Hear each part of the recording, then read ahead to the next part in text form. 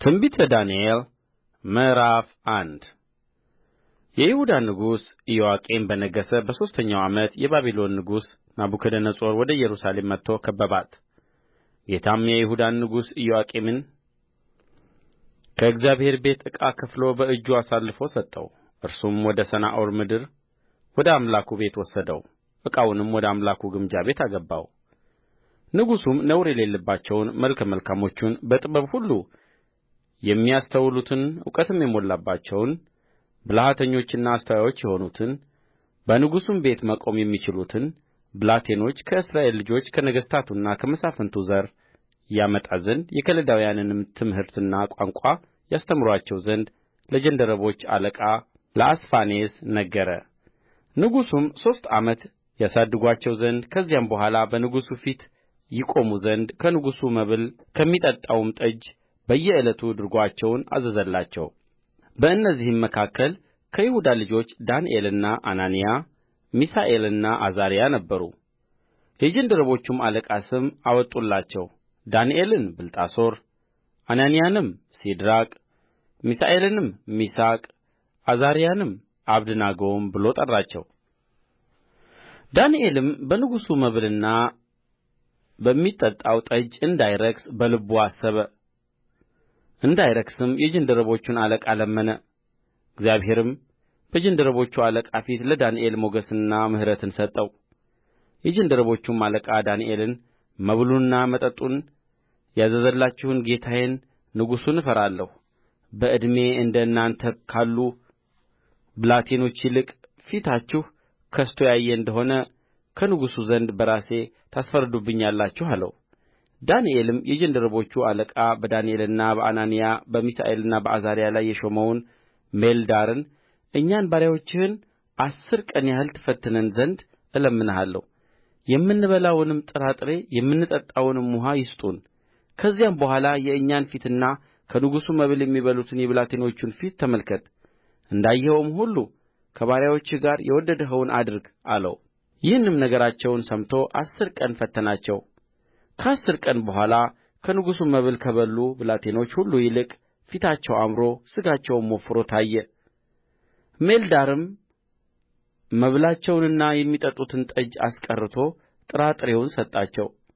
ለእነዚህም ለአራቱ ብላቴኖች እግዚአብሔር በትምህርትና በጥበብ ሁሉ እውቀትንና ማስተዋልን ሰጣቸው። ዳንኤልም በራእይና በሕልም ሁሉ አስተዋይ ነበረ። እነርሱም ይገቡ ዘንድ ንጉሡ ያዘዘው ቀን በተፈጸመ ጊዜ የጃንደረቦቹ አለቃ ወደ ናቡከደነፆር ዘንድ አገባቸው። ንጉሡም በተናገራቸው ጊዜ ከብላቴኖቹ ሁሉ እንደ ዳንኤልና እንደ አናንያ እንደ ሚሳኤልና እንደ አዛርያ ያለ አልተገኘም። በንጉሡም ፊት ቆሙ። ንጉሡም በጠየቃቸው በጥበብና በማስተዋል ነገር ሁሉ በግዛቱ ሁሉ ከሚኖሩ የሕልም ተርጓሚዎችና አስማተኞች ሁሉ እነርሱ 10 እጅ የበለጡ ሆነው አገኘባቸው። ዳንኤልም እስከ ንጉሡ እስከ ቂሮስ መጀመሪያ ዓመት ተቀመጠ። ትንቢተ ዳንኤል ምዕራፍ 2 ናቡከደነፆርም በነገሠ በሁለተኛው ዓመት ናቡከደነፆር ሕልም አለመ። መንፈሱም ታወከ፣ እንቅልፉም ከእርሱ ራቀ። ለንጉሡም ሕልሙን እንዲነግሩት ንጉሡ የሕልም ተርጓሚዎችንና አስማተኞችን መተተኞችንና ከለዳውያኑንም ይጠሩ ዘንድ አዘዘ። እነርሱም ገብተው በንጉሡ ፊት ቆሙ። ንጉሡም ሕልም አልሜአለሁ፣ ሕልሙንም ለማወቅ መንፈሴ ታውኮአል አላቸው። ከለዳውያኑም ንጉሡ በሶርያው ቋንቋ ንጉሥ ሆይ 1000 ዓመት ንገሥ፣ ለባሪያዎችህ ሕልምህን ንገር፣ እኛም ፍቺውን እናሳይሃለን ብለው ተናገሩት። ንጉሡም መለሰ፣ ከለዳውያኑንም ነገሩ ከእኔ ዘንድ ርቆአል። ሕልሙንና ፍቺውን ባታስታውቁኝ ትቈረጣላችሁ፣ ቤቶቻችሁም የጕድፍ መጣያ ይደረጋሉ። ሕልሙንና ፍቺውን ግን ብታሳዩ ከእኔ ዘንድ ስጦታና ዋጋ ብዙ ክብርም ትቀበላላችሁ። ስለዚህም ሕልሙንና ፍቺውን አሳዩኝ አላቸው። ሁለተኛም ጊዜ መልሰው ንጉሡ ለባሪያዎቹ ሕልሙን ይንገር፣ እኛም ፍቺውን እናሳያለን አሉት። ንጉሡ መልሶ ነገሩ ከእኔ ዘንድ እንደ ራቀ ታውቃላችሁና ጊዜውን እንድታስረዝሙ እኔ አውቃለሁ። ሕልሙንም ባታስታውቁኝ አንድ ፍርድ አለባችሁ። ጊዜውን ለማሳለፍ የሐሰትና የተንኰልን ቃል ልትነግሩኝ አዘጋጅታችኋል። ስለዚህ ሕልሙን ንገሩኝ፣ ፍቺውንም ማሳየት እንድትችሉ አውቃለሁ አለ። ከለዳውያኑም በንጉሡ ፊት መልሰው የንጉሡን ነገር ያሳይ ዘንድ የሚችል ሰው በምድር ላይ የለም፣ ከነገሥታትም ታላቅና ኃይለኛ የሆነ እንደዚህ ያለ ነገር የሕልም ተርጓሚንና አስማተኛን ከለዳዊንም አልጠየቀም። ንጉሡም የሚጠይቀው ነገር የቸገረ ነው፣ መኖሪያቸው ከሰው ጋር ካልሆነ ከአማልክት በቀር በንጉሡ ፊት የሚያሳየው ማንም የለም አሉ። ስለዚህም ንጉሡ ተበሳጨ፣ እጅግም ተቈጣ። የባቢሎንንም ጠቢባን ሁሉ ያጠፋ ዘንድ አዘዘ። ትእዛዝም ወጣ፣ ጠቢባንንም ይገድሉ ዘንድ ጀመሩ። ዳንኤልንና ባልንጀሮቹንም ይገድሉ ዘንድ ፈለጉአቸው። የዚያን ጊዜም ዳንኤል የባቢሎንን ጠቢባን ይገድል ዘንድ የወጣውን የንጉሡን የዘበኞቹ አለቃ አርዮክን በፈሊጥና በማስተዋል ተናገረው። ለንጉሡም አለቃ ለአርዮክ መልሶ የንጉሥ ትእዛዝ ስለ ምን ቸኰለ አለው። አርዮክም ነገሩን ለዳንኤል አስታወቀው። ዳንኤልም ገብቶ ፍቺውን ለንጉሡ የሚያስታውቅበት ጊዜ ይሰጠው ዘንድ ንጉሡን ለመነ። የዚያን ጊዜም ዳንኤል ወደ ቤቱ ሄደ። ዳንኤልም ባልንጀሮቹም ከቀሩት ከባቢሎን ጠቢባን ጋር እንዳይሞቱ ስለዚህ ምሥጢር ምሕረትን ከሰማይ አምላክ ይለምኑ ዘንድ ነገሩን ለባልንጀሮቹ ለአናንያና ለሚሳኤል ለአዛርያ አስታወቃቸው። የዚያን ጊዜም ምሥጢሩ በሌሊት ራእይ ለዳንኤል ተገለጠለት። ዳንኤልም የሰማይን አምላክ አመሰገነ። ዳንኤልም ተናገረ እንዲህም አለ፣ ጥበብና ኃይል ለእርሱ ነውና የእግዚአብሔር ስም ከዘላለም እስከ ዘላለም ይባረክ። ጊዜያትንና ዘመናትን ይለውጣል፣ ነገሥታትን ያፈልሳል፣ ነገሥታትንም ያስነሣል። ጥበብን ለጠቢባን እውቀትንም ለአስተዋዮች ይሰጣል። የጠለቀውንና የተሰወረውን ይገልጣል፣ በጨለማ ያለውን ያውቃል። ብርሃንም ከእርሱ ጋር ነው። ጥበብንና ኃይልን የሰጠኸኝ እኛም የለመንንህን ነገር አሁን ያስታወቅኸኝ አንተ የአባቶቼ አምላክ ሆይ የንጉሡን ነገር አስታውቀኸኛልና እገዛልሃለሁ አመሰግንህማለሁ። ከዚህም በኋላ ዳንኤል ንጉሡ የባቢሎንን ጠቢባን ያጠፉ ዘንድ ወዳዘዘው ወደ አርዮክ ገባ። በገባም ጊዜ የባቢሎንን ጠቢባን አታጥፋ፣ ወደ ንጉሡ አስገባኝ፣ እኔም ፍቺውን ለንጉሡ አሳያለሁ አለው። የዚያን ጊዜም አርዮክ ዳንኤልን ፈጥኖ ወደ ንጉሡ አስገባውና ከይሁዳ ምርኮኞች ያለውን ለንጉሡ ፍቺውን የሚያስታውቀውን ሰው አግኝቼአለሁ አለው። ንጉሡም መለሰ፣ ብልጣሶርም የሚባለውን ዳንኤልን ያየሁትን ሕልምና ፍቺውን ታስታውቀኝ ዘንድ ትችላለህን አለው። ዳንኤልም በንጉሡ ፊት መልሶ እንዲህ አለ፣ ንጉሡ የጠየቀውን ምሥጢር ጠቢባንና አስማተኞች የሕልም ተርጓሚዎችና ቃላተኞች ለንጉሡ ያሳዩ ዘንድ አይችሉም። ነገር ግን ምሥጢር የሚገልጥ አምላክ በሰማይ ውስጥ አለ። እርሱም በኋለኛው ዘመን የሚሆነውን ለንጉሡ ለናቡከደነፆር አስታውቆታል። በአልጋህ ላይ የሆነው ሕልምና የራስህ ራእይ ይህ ነው። አንተ ንጉሥ ሆይ ከአንተ በኋላ የሚሆነው ምን እንደ ሆነ በአልጋህ ላይ ታስብ ነበር። ምሥጢርንም የሚገልጠው የሚሆነውን ነገር አስታውቆሃል። ነገር ግን ይህ ምሥጢር ለእኔ መገለጡ ፍቺው ለንጉሡ ይታወቅ ዘንድ አንተም የልብህን አሳብ ታውቅ ዘንድ ነው እንጂ በዚህ ዓለም ካሉ ሰዎች ይልቅ በጥበብ ስለ በለጥሁ አይደለም። አንተ ንጉሥ ሆይ ታላቅ ምስል አየህ። ይህም ምስል ታላቅና ብልጭልጭታው የበዛ ነበረ። በፊትህም ቆሞ ነበር፣ መልኩም ግሩም ነበረ። የዚህም ምስል ራስ ጥሩ ወርቅ፣ ደረቱና ክንዶቹም ብር፣ ሆዱና ወገቡም ናስ፣ ጭኖቹም ብረት፣ እግሮቹም እኩሉ ብረት እኩሉም ሸክላ ነበረ። እጅም ሳይነካው ድንጋይ ከተራራው ተፈንቅሎ ከብረትና ከሸክላ የሆነውን የምስሉን እግሮች ሲመታና ሲፈጭ አየህ። የዚያን ጊዜም ብረቱና ሸክላው ናሱና ብሩ ወርቁም በአንድነት ተፈጨ። በመከርም ጊዜ በአውድማ ላይ እንዳለ እብቅ ሆነ። ነፋስም ወሰደው፣ ቦታውም አልታወቀም። ምስሉንም የመታ ድንጋይ ታላቅ ተራራ ሆነ፣ ምድርንም ፈጽሞ ሞላ። ሕልሙ ይህ ነው። አሁንም ፍቺውን በንጉሡ ፊት እንናገራለን። አንተ ንጉሥ ሆይ የሰማይ አምላክ መንግሥትንና ኃይልን ብርታትንና ክብርን የሰጠህ የነገሥታት ንጉሥ አንተ ነህ። በሚቀመጡበትም ስፍራ ሁሉ የሰው ልጆችንና የምድር አራዊትን የሰማይ ወፎችንም በእጅህ አሳልፎ ሰጥቶሃል። ለሁሉም ገዥ አድርጎሃል። አንተ የወርቁ ራስ ነህ። ከአንተም በኋላ ከአንተ የሚያንስ ሌላ መንግሥት ይነሣል። ከዚያም በኋላ በምድር ሁሉ ላይ የሚገዛ ሌላ ሦስተኛ የናስ መንግሥት ይነሣል። አራተኛውም መንግሥት ሁሉን እንደሚቀጠቅጥና እንደሚያደቅቅ ብረት ይበረታል። እነዚህንም ሁሉ እንደሚፈጭ ብረት ይቀጠቅጣል ይፈጭማል። እግሮቹና ጣቶቹም እኩሉ ሸክላ እኩሉም ብረት ሆኖ እንዳየህ እንዲሁ የተከፋፈለ መንግሥት ይሆናል። ብረቱም ከሸክላው ጋር ተደባልቆ እንዳየሁ የብረት ብርታት ለእርሱ ይሆናል። የእግሮቹም ጣቶች እኩሉ ብረት እኩሉም ሸክላ እንደ ነበሩ እንዲሁ መንግሥታቱ እኩሉ ብርቱ እኩሉ ደካማ ይሆናል። ብረቱም ከሸክላው ጋር ተደባልቆ እንዳየህ እንዲሁ ከሰው ዘር ጋር ይደባለቃሉ። ነገር ግን ብረት ከሸክላ ጋር እንደማይጣበቅ እንዲሁ እርስ በርሳቸው አይጣበቁም። በእነዚያም ነገሥታት ዘመን የሰማይ አምላክ ለዘላለም የማይፈርስ መንግሥት ያስነሣል፣ ለሌላ ሕዝብ የማይሰጥ መንግሥት ይሆናል። እነዚያንም መንግሥታት ሁሉ ትፈጫዋለች፣ ታጠፋቸውማለች፣ ለዘላለምም ትቆማለች። ድንጋዩም እጅ ሳይነካው ከተራራ ተፈንቅሎ ብረቱንና ናሱን ሸክላውንና ብሩን ወርቁንም ሲፈጨው እንዳየህ እንዲሁ ከዚህ በኋላ የሚሆነውን ታላቁ አምላክ ለንጉሡ አስታውቆታል። ሕልሙም እውነተኛ ፍቺውም የታመነ ነው። የዚያን ጊዜም ንጉሡ ናቡከደነፆር በግምባሩ ተደፍቶ ለዳንኤል ሰገደለት። የእህሉንም ቍርባን ዕጣኑንም ያቀርቡለት ዘንድ አዘዘ። ንጉሡም ዳንኤልን ይህን ምሥጢር ትገልጥ ዘንድ ተችሎሃልና በእውነት አምላካችሁ የአማልክት አምላክ የነገሥታትም ጌታ ምሥጢርም ገላጭ ነው ብሎ ተናገረው። ንጉሡም ዳንኤልን ከፍ ከፍ አደረገው፣ ብዙም ታላቅ ስጦታ ሰጠው። በባቢሎንም አውራጃ ሁሉ ላይ ሾመው። በባቢሎንም ጠቢባን ሁሉ ላይ ዋነኛ አለቃ አደረገው። ዳንኤልም ንጉሡን ለመነ። እርሱም ሲድራቅንና ሚሳቅን አብደናጎንም በባቢሎን አውራጃ ሥራ ላይ ሾማቸው።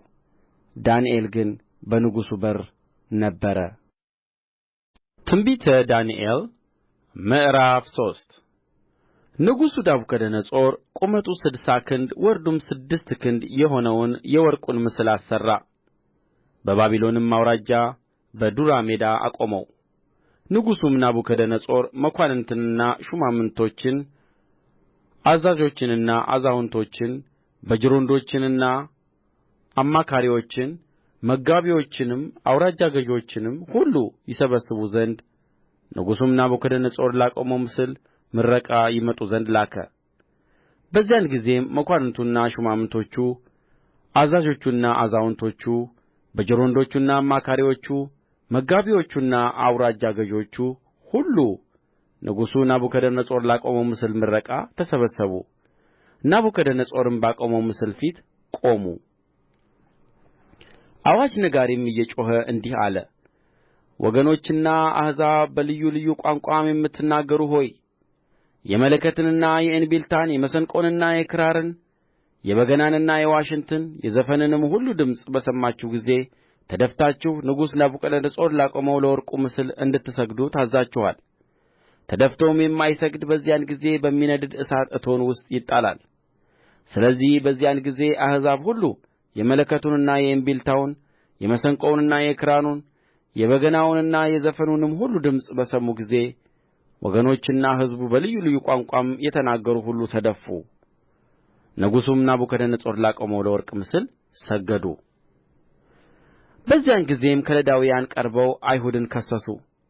ለንጉሡም ለናቡከደነፆር ተናገሩ እንዲህም አሉ። ንጉሥ ሆይ ሺህ ዓመት ንገሥ። አንተ ንጉሥ ሆይ መለከትንና የእንቢልታን የመሰንቆንና የክራርን የበገናንና የዋሽንትን የዘፈንንም ሁሉ ድምፅ የሚሰማ ሰው ሁሉ ተደፍቶ ለወርቁ ምስል ይስገድ፣ ተደፍቶም የማይሰግድ በሚነድድ እሳት እቶን ውስጥ ይጣላል ብለህ አዘዝህ። በባቢሎን አውራጃ ሥራ ላይ የሾምሃቸው ሲድራቅና ሚሳቅ አብደናጎም የሚባሉ አይሁድ አሉ። ንጉሥ ሆይ እነዚህ ሰዎች ትእዛዝህን እንቢ ብለዋል፣ አማልክትህን አያመልኩም፣ ላቆምኸውም ለወርቁ ምስል አይሰግዱም። ናቡከደነፆርም በብስጭትና በቍጣ ሲድራቅንና ሚሳቅን አብደናጎንም ያመጡ ዘንድ አዘዘ። እነዚህንም ሰዎች ወደ ንጉሡ ፊት አመጡአቸው። ናቡከደነፆርም ሲድራቅና ሚሳቅ አብደናጎም ሆይ አምላኬን አለማምለካችሁ ላቆምሁት ለወርቁ ምስል አለመስገዳችሁ እውነት ነውን? አሁንም የመለከቱንና የእንቢልታውን የመሰንቆውንና የክራሩን የበገናውንና የዋሽንቱን የዘፈኑንም ሁሉ ድምፅ በሰማችሁ ጊዜ ተደፍታችሁ ላሠራሁት ምስል ብትሰግዱ መልካም ነው። ባትሰግዱ ግን በዚያ ጊዜ በሚነድድ እሳት እቶን ውስጥ ትጣላላችሁ። ከእጄስ የሚያድናችሁ አምላክ ማን ነው? ብሎ ተናገራቸው። ሲድራቅና ሚሳቅ አብደናጎም መለሱ። ንጉሡንም ናቡከደነፆር ሆይ በዚህ ነገር እንመልስልህ ዘንድ አስፈላጊያችን አይደለም። የምናመልከው አምላካችን ከሚነድደው ከእሳቱ እቶን ያድነን ዘንድ ይችላል፣ ከእጅህም ያድነናል። ነገር ግን ንጉሥ ሆይ እርሱ ባያድነን አማልክትህን እንዳናመልክ ላቆምኸውም ለወርቁ ምስል እንዳንሰግድለት እወቅ አሉት። የዚያን ጊዜም ናቡከደነፆር በሲድራቅና በሚሳቅ በአብደናጎም ላይ ቍጣ ሞላበት፣ የፊቱም መልክ ተለወጠባቸው። እርሱም ተናገረ። የእቶኑም እሳት ይነድድ ከነበረው ይልቅ 7 እጥፍ አድርገው እንዲያነድዱት አዘዘ። ሲድራቅንና ሚሳቅንም አብደናጎንም ያስሩ ዘንድ ወደሚነድድም ወደ እቶን እሳት ይጥሉአቸው ዘንድ በሠራዊቱ ውስጥ ከነበሩት ኃያላን አዘዘ። የዚያን ጊዜም እነዚህ ሰዎች ከሰናፊላቸውና ከቀሚሳቸው ከመጐናጸፊያቸውም ከቀረውም ልብሳቸው ጋር ታስረው በሚነድድ በእቶን እሳት ውስጥ ተጣሉ። የንጉሡም ትእዛዝ አስቸኳይ ስለ ሆነ የእቶኑም እሳት እጅግ ስለሚነድድ ሲድራቅንና ሚሳቅን አብደናጎንም የጣሉአቸውን ሰዎች የእሳት ወላፈን ገደላቸው። እነዚህም 3 ሰዎች ሲድራቅና ሚሳቅ አብደናጎም ታስረው በሚነድደው በእቶኑ እሳት ውስጥ ወደቁ። የዚያን ጊዜም ንጉሡ ናቡከደነፆር ተደነቀ፣ ፈጥኖም ተነሣ። አማካሪዎቹንም 3 ሰዎች አስረን በእሳት ውስጥ ጥለን አልነበረምን ብሎ ተናገራቸው። እነርሱም ንጉሥ ሆይ እውነት ነው ብለው ለንጉሡ መለሱለት። እርሱም እነሆ እኔ የተፈቱ በእሳቱም መካከል የሚመላለሱ 4 ሰዎች አያለሁ፣ ምንም አላቈሰላቸውም። የአራተኛውም መልክ የአማልክትን ልጅ ይመስላል ብሎ መለሰ። የዚያን ጊዜም ናቡከደነፆር ወደሚነድደው ወደ እሳቱ እቶን በር ቀርቦ እናንተ የልዑል አምላክ ባሪያዎች ሲድራቅና ሚሳቅ አብደናጎም ኑ ውጡ ብሎ ተናገራቸው። ሲድራቅና ሚሳቅም አብደናጎም ከእሳቱ መካከል ወጡ። መሳፍንቱና ሹማምቶቹም አዛዦቹና የንጉሡ አማካሪዎች ተሰብስበው እሳቱ በእነዚያ ሰዎች አካል ላይ ኃይል እንዳልነበረው የራሳቸውም ጠጕር እንዳልተቃጠለች ሰናፊላቸውም እንዳልተለወጠ የእሳቱም ሽታ እንዳልደረሰባቸው አዩ። ናቡከደነፆርም መልሶ መልአኩን የላከ ከአምላካቸውም በቀር ማንንም አምላክ እንዳያመልኩ ለእርሱ እንዳይሰግዱ ሰውነታቸውን አሳልፈው የሰጡትን የንጉሡንም ቃል የተላለፉትን በእርሱ የታመኑትን ባሪያዎቹን ያዳነ የሲድራቅና የሚሳቅ የአብደናጎም አምላክ ይባረክ። እኔም እንደዚህ የሚያድን ሌላ አምላክ የለምና በሲድራቅና በሚሳቅ በአብደናጎም አምላክ ላይ የስድብን ነገር የሚናገር ወገንና ሕዝብ በልዩ ልዩም ቋንቋ የሚናገሩ ይቈረጣሉ፣ ቤቶቻቸውም የጕድፍ መጣያ ይደረጋሉ ብዬ አዝዣለሁ አለ። የዚያን ጊዜም ንጉሡ ሲድራቅንና ሚሳቅን አብደናጎንም በባቢሎን አውራጃ ውስጥ ከፍ ከፍ አደረጋቸው። ትንቢተ ዳንኤል ምዕራፍ 4 ከንጉሡ ከናቡከደነፆር በምድር ሁሉ ወደሚቀመጡ ወገኖችና አሕዛብ በልዩ ልዩ ቋንቋም ወደሚናገሩ ሁሉ ሰላም ይብዛላችሁ። ልዑል አምላክ በፊቴ ያደረገውን ተአምራቱንና ድንቁን አሳያችሁ ዘንድ ወድጃለሁ። ተአምራቱ እንዴት ታላቅ ነው! ድንቁም እንዴት ጽኑ ነው! መንግሥቱም የዘላለም መንግሥት ነው፣ ግዛቱም ለልጅ ልጅ ነው። እኔ ናቡከደነፆር በቤቴ ደስ ብሎኝ በአዳራሼም ተመችቶኝ ነበር። ሕልም አለምሁ፣ እርስዋም አስፈራችኝ። በአልጋዬም ላይ የነበረው አሳቤና የራሴ ራእይ አስጨነቁኝ። ስለዚህ የሕልሙን ፍቺ እንዲያስታውቁኝ የባቢሎንን ጠቢባን ሁሉ ወደ እኔ ይገቡ ዘንድ አዘዝሁ። የዚያን ጊዜም የሕልም ተርጓሚዎችና አስማተኞች ከለዳውያኑና ቃላተኞች ገቡ። ሕልሙንም በፊታቸው ተናገርሁ፣ ፍቺውን ግን አላስታወቁኝም።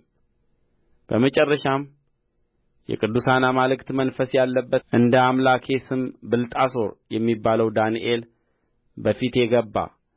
እኔም ሕልሙን ነገርሁት፣ እንዲህም አልሁት፣ የሕልም ተርጓሚዎች አለቃ ብልጣሶር ሆይ፣ የቅዱሳን አማልክት መንፈስ በአንተ ውስጥ እንዳለ ከምሥጢርም ሁሉ የሚያስቸግርህ እንደሌለ አውቄአለሁና ያለምሁትን የሕልሜን ራእይ ፍቺውንም ንገረኝ። የራሴ ራእይ በአልጋዬ ላይ ይህ ነበረ። እነሆ ከምድር መካከል ዛፍ አየሁ፣ ቁመቱም እጅግ ረጅም ነበረ። ዛፉም ትልቅ ሆነ፣ በረታም፣ ቁመቱም እስከ ሰማይ ደረሰ። መልኩም እስከ ምድር ሁሉ ዳርቻ ድረስ ታየ። ቅጠሉም የተዋበ ነበረ፣ ፍሬውም ብዙ ነበረ፣ ለሁሉም መብል ነበረበት። ከጥላውም በታች የምድር አራዊት ያርፉበት ነበር።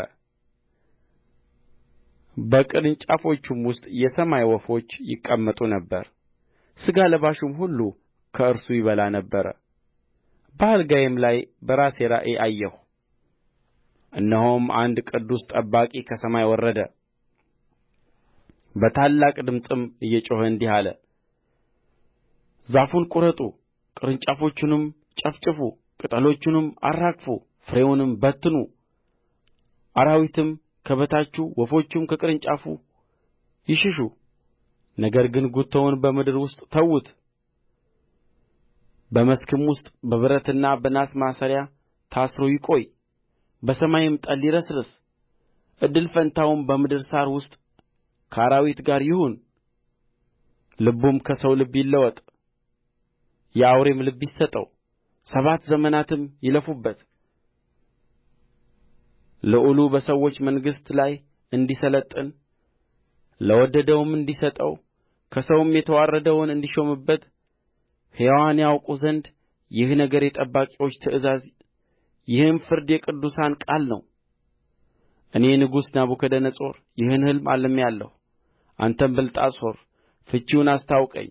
የመንግሥቴ ጠቢባን ሁሉ ፍቺውን ያስታውቁኝ ዘንድ አይችሉምና፣ ነገር ግን የቅዱሳን አማልክት መንፈስ በአንተ ውስጥ አለና አንተ ትችላለህ። የዚያን ጊዜ ብልጣሶር የተባለው ዳንኤል 1 ሰዓት ያህል አሰበ፣ ልቡም ታወከ። ንጉሡም መልሶ ብልጣሶር ሆይ ሕልሙና ፍቺው አያስቸግርህ አለው። ብልጣሶርም መልሶ አለ፣ ጌታዬ ሆይ ሕልሙ ለሚጠሉህ ፍቺውም ለጠላቶችህ ይሁን። ትልቅ የነበረው የበረታውም ቁመቱም እስከ ሰማይ የደረሰው መልኩም እስከ ምድር ሁሉ ድረስ የታየው ቅጠሉም አምሮ የነበረው ፍሬውም የበዛው ለሁሉም መብል የነበረበት በበታቹም የምድር አራዊት የተቀመጡ በቅርንጫፎቹም የሰማይ ወፎች ያደሩበት ያየኸው ዛፍ ንጉሥ ሆይ እርሱ ታላቅና ብርቱ የሆንህ አንተ ነህ። ታላቅነትህ በዝቶአል፣ እስከ ሰማይም ደርሶአል፣ ግዛትህም እስከ ምድር ዳርቻ ድረስ ነው። ንጉሡም ከሰማይ የወረደውንና ዛፉን ቍረጡ አጥፉትም፣ ነገር ግን ጉቶውን በምድር ውስጥ ተዉት። በብረትና በናስ ማሰሪያ ታስሮ በመስክ ውስጥ ይቈይ፣ በሰማይም ጠል ይረስርስ። 7 ዘመናትም እስኪያልፉበት ድረስ እድል ፈንታው ከምድር አራዊት ጋር ይሁን። ቅዱስ ጠባቂ ማየቱ ንጉሥ ሆይ ፍቺው ይህ ነው። በጌታዬ በንጉሥ ላይ የወረደው የልዑል ትእዛዝ ነው። ልዑሉም በሰዎች መንግሥት ላይ እንዲሠለጥን ለሚወድደው እንዲሰጠው እስክታውቅ ድረስ ከሰዎች ተለይተህ ትሰደዳለህ። መኖሪያህም ከምድር አራዊት ጋር ይሆናል። እንደ በሬም ሣር ትበላ ዘንድ ትገደዳለህ፣ በሰማይም ጠል ትረሰርሳለህ። 7 ዘመናትም ያልፉብሃል። የዛፉንም ጉቶ ይተዉት ዘንድ ማዘዙ ሥልጣን ከሰማያት እንደ ሆነ ካወቅህ በኋላ መንግሥትህ ይቆይልሃል። ንጉሥ ሆይ ስለዚህ ምናልባት የደኅንነትህ ዘመን ይረዝም እንደ ሆነ ምክሬ ደስ ያሰኝህ፣ ኃጢአትህንም በጽድቅ በደልህንም ለድሆች በመመጽወት አስቀር። ይህ ሁሉ በንጉሡ በናቡከደነፆር ላይ ደረሰ ከ12 ወር በኋላ በባቢሎን ቤተ መንግሥት ሰገነት ላይ ይመላለስ ነበር። ንጉሡም ይህች እኔ በጕልበቴ ብርታት ለግርማዬ ክብር የመንግሥታት መኖሪያ እንድትሆን የሠራኋት ታላቂቱ ባቢሎን አይደለችምን ብሎ ተናገረ። ቃሉም ገና በንጉሡ አፍ ሳለ ድምፅ ከሰማይ ወደቀና ንጉሥ ናቡከደነፆር ሆይ መንግሥት ከአንተ ዘንድ አለፈች ተብሎ ለአንተ ተነግሮአል። ልዑሉም በሰዎች መንግሥት ላይ እንዲሠለጥን ለሚወድደው እንዲሰጠው እስክታውቅ ድረስ ከሰዎች ተለይተህ ትሰደዳለህ። መኖሪያህም ከምድር አራዊት ጋር ይሆናል። እንደ በሬም ሣር ትበላ ዘንድ ትገደዳለህ። 7 ዘመናትም ያልፉብሃል አለው። በዚያም ሰዓት ነገሩ በናቡከደነፆር ላይ ደረሰ። ጠጕሩም እንደ ንስር ጥፍሩም እንደ ወፎች እስኪረዝም ድረስ ከሰዎች ተለይቶ ተሰደደ። እንደ በሬም ሣር በላ። አካሉም በሰማይ ጠል ረሰረሰ። ዘመኑም ከተፈጸመ በኋላ እኔ ናቡከደነፆር ዓይኔን ወደ ሰማይ አነሣሁ፣ አእምሮዬም ተመለሰልኝ። ልዑልንም ባረክሁ፣ ለዘላለምም የሚኖረውን አመሰገንሁ አከበርሁትም። ግዛቱ የዘላለም ግዛት ነውና መንግሥቱም ለልጅ ልጅ ነውና በምድርም የሚኖሩ ሁሉ እንደ ምናምን ይቈጠራሉ። በሰማይም ሠራዊት በምድርም ላይ በሚኖሩ መካከል እንደ ፈቃዱ ያደርጋል። እጁንም የሚከለክላት ወይም ምን ታደርጋለህ የሚለው የለም። የዚያን ጊዜም አእምሮዬ ተመለሰልኝ፣ ለመንግሥቴም ክብር ግርማዬና ውበቴ ወደ እኔ ተመለሰ።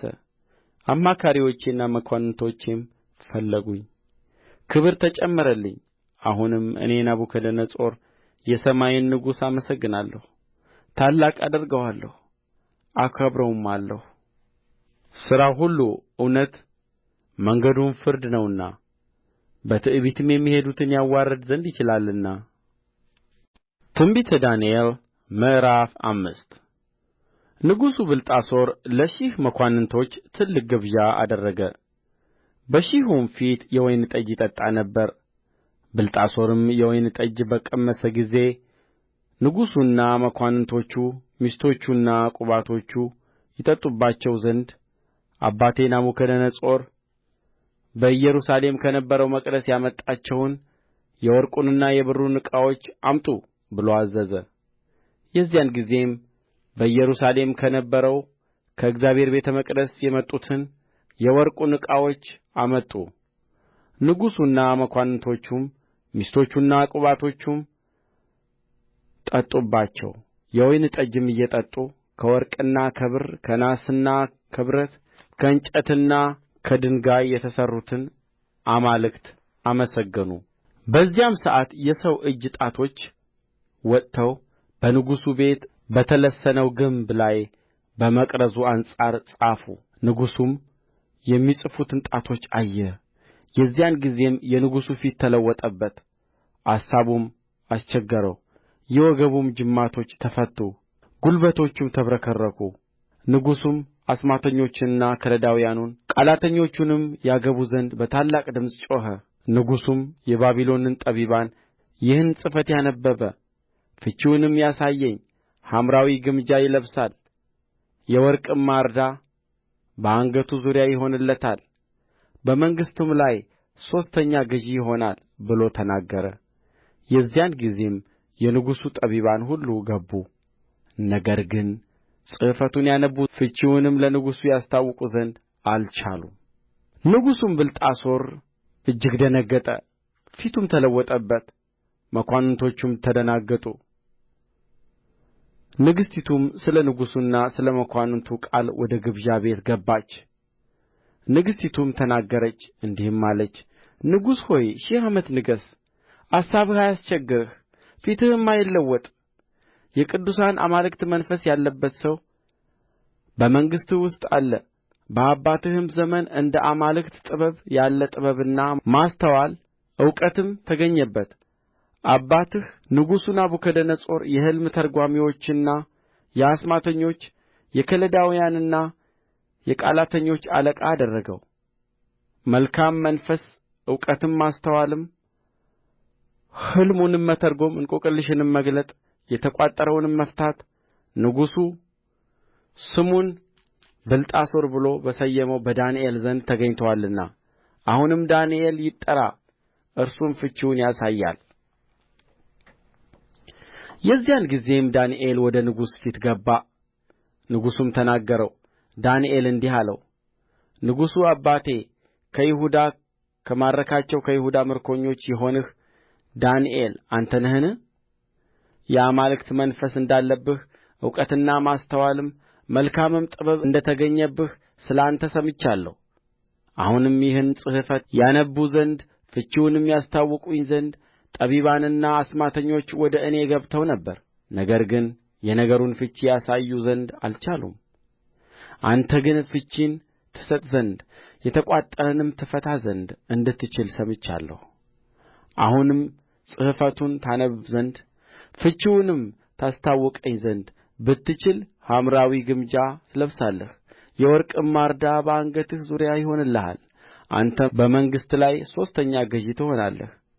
የዚያን ጊዜም ዳንኤል መለሰ፣ በንጉሡም ፊት እንዲህ አለ፣ ስጦታህ ለአንተ ይሁን፣ በረከትህንም ለሌላ ስጥ። ነገር ግን ጽሕፈቱን ለንጉሡ አነብባለሁ፣ ፍቺውንም አስታውቅሃለሁ።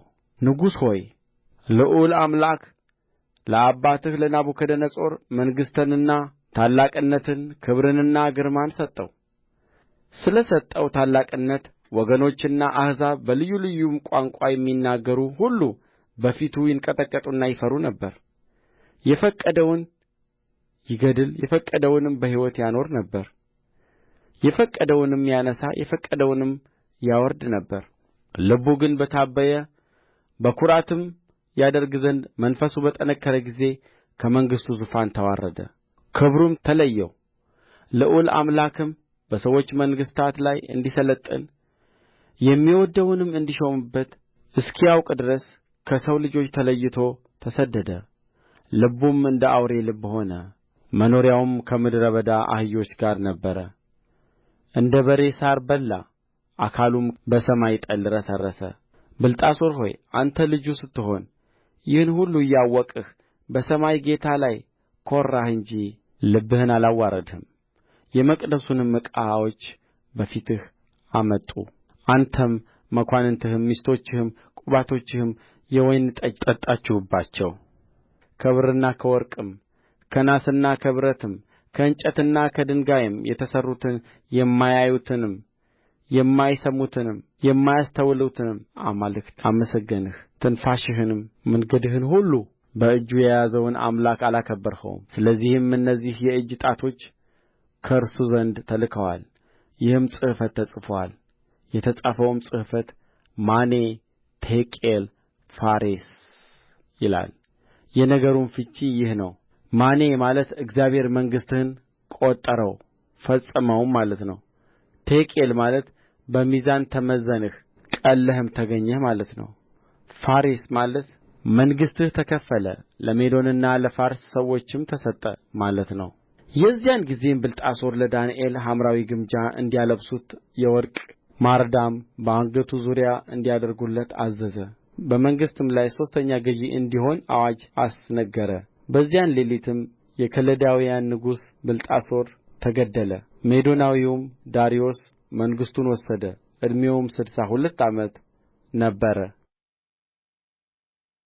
ትንቢተ ዳንኤል ምዕራፍ 6 ዳርዮስም በመንግሥቱ ሁሉ ዘንድ እንዲሆኑ 120 መሳፍንት በመንግሥቱ ላይ ይሾም ዘንድ ወደደ። መሳፍንቱም ሒሳቡን ያመጡላቸው ዘንድ ንጉሡም እንዳይጐዳ 3 አለቆች በላያቸው አደረገ። ከእነርሱም አንደኛው ዳንኤል ነበረ። ዳንኤልም መልካም መንፈስ ስላለው ከአለቆችና ከመሳፍንት በለጠ። ንጉሡም በመንግሥቱ ሁሉ ላይ ይሾመው ዘንድ አሰበ። የዚያን ጊዜም አለቆቹና መሳፍንቱ ስለ መንግሥቱ በዳንኤል ላይ ሰበብ ይፈልጉ ነበር። ነገር ግን የታመነ ነበረና ስሕተትና በደልም አልተገኘበትምና በእርሱ ላይ ሰበብና በደል ያገኙበት ዘንድ አልቻሉም። እነዚያም ሰዎች ከአምላኩ ሕግ በቀር በዚህ በዳንኤል ላይ ሌላ ሰበብ አናገኝበትም አሉ። የዚያን ጊዜም አለቆቹና መሳፍንቱ ወደ ንጉሡ ተሰብስበው እንዲህ አሉት፣ ንጉሥ ዳርዮስ ሆይ ሺህ ዓመት ንገሥ። የመንግሥቱ አለቆች ሁሉ ሹማምቶችና መሳፍንት አማካሪዎችና አዛዦች ንጉሥ ሆይ ከአንተ በቀር ማንም እስከ 30 ቀን ድረስ ልመና ከአምላክ ወይም ከሰው ቢለምን በአንበሶች ጕድጓድ ውስጥ ይጣል የሚል የንጉሥ ሕግና ብርቱ ትእዛዝ ይወጣ ዘንድ ተማከሩ። አሁንም ንጉሥ ሆይ እንደማይለወጠው እንደ ሜዶንና እንደ ፋርስ ሕግ እንዳይለወጥ ትእዛዙን አጽና፣ ጽሕፈቱንም ጻፍ። ንጉሡም ዳርዮስ ጽሕፈቱንና ትእዛዙን ጻፈ። ዳንኤልም ጽሕፈቱ እንደ ተጻፈ ባወቀ ጊዜ ወደ ቤቱ ገባ። የእልፍኙም መስኮቶች ወደ ኢየሩሳሌም አንጻር ተከፍተው ነበር። ቀድሞም ያደርግ እንደ ነበረ በየዕለቱ 3 ጊዜ በጕልበቱ ተንበርክኮ በአምላኩ ፊት ጸለየ፣ አመሰገነም። እነዚያም ሰዎች ተሰብስበው ዳንኤል በአምላኩ ፊት ሲጸልይና ሲለምን አገኙት። ወደ ንጉሡም ቀርበው ስለ ንጉሡ ትእዛዝ ንጉሥ ሆይ ከአንተ በቀር እስከ 30 ቀን ድረስ ከአምላክ ወይም ከሰው የሚለምን ሰው ሁሉ በአንበሶች ጕድጓድ ውስጥ እንዲጣል ትእዛዝ አልጻፍህምን? አሉት። ንጉሡም መልሶ ነገሩ እንደማይለወጠው እንደ ሜዶንና እንደ ፋርስ ሕግ እውነት ነው አላቸው። የዚያን ጊዜም በንጉሡ ፊት መልሰው ንጉሥ ሆይ ከይሁዳ ምርኮኞች የሆነው ዳንኤል በየዕለቱ 3 ጊዜ ልመናውን ይለምናል እንጂ አንተንና የጻፍኸውን ትእዛዝ አይቀበልም አሉት። ንጉሡም ይህን ቃል በሰማ ጊዜ በጣም አዘነ፣ ያድነውም ዘንድ ልቡን ወደ ዳንኤል አደረገ። ሊያድነውም ፀሐይ እስኪገባ ድረስ ደከመ። የዚያን ጊዜም እነዚያ ሰዎች ወደ ንጉሡ ተሰብስበው ንጉሡን ንጉሥ ሆይ ንጉሡ ያጸናው ትእዛዝ ወይም ሥርዓት ይለወጥ ዘንድ እንዳይገባ የሜዶንና የፋርስ ሕግ እንደ ሆነ እወቅ አሉት። የዚያን ጊዜም ንጉሡ አዘዘ፣ ዳንኤልንም አምጥተው በአንበሶች ጕድጓድ ጣሉት። ንጉሡም ተናገረ፣ ዳንኤልንም ሁልጊዜ የምታመልከው አምላክህ እርሱ ያድንህ አለው። ድንጋይም አምጥተው በጕድጓዱ አፍ ላይ ገጠሙበት። ንጉሡም በዳንኤል ላይ የተደረገው እንዳይለወጥ በቀለበቱና በመኳንንቱ ቀለበት አተመው። ንጉሡም ወደ ቤቱ ሄደ፣ ሳይበላም አደረ። መብልም አላመጡለትም፣ እንቅልፍም ከእርሱ ራቀ። በነጋውም ንጉሡ ማልዶ ተነሣ፣ ፈጥኖም ወደ አንበሶች ጕድጓድ ሄደ። ወደ ጕድጓዱም ወደ ዳንኤል በቀረበ ጊዜ በኀዘን ቃል ጠራው። ንጉሡም ተናገረ፣ ዳንኤልንም የሕያው አምላክ ባሪያ ዳንኤል ሆይ ሁልጊዜ የምታመልከው አምላክህ ከአንበሶች ያድንህ ዘንድ ችሎአልን? አለው።